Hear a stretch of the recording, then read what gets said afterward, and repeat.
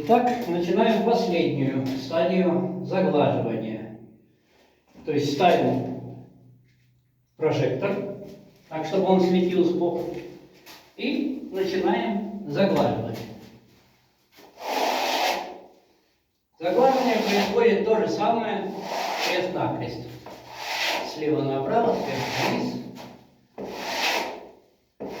Для того, чтобы, если какие-то маленькие неровности попадаются, должны быть заглажены. Раковинки или еще что-то.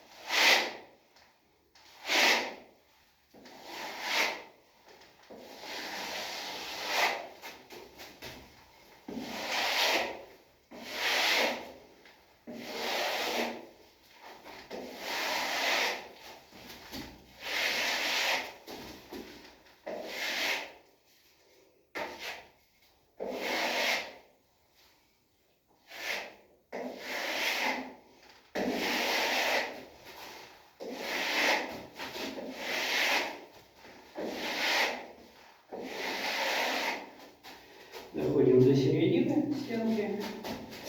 Прожектор приходится переносить.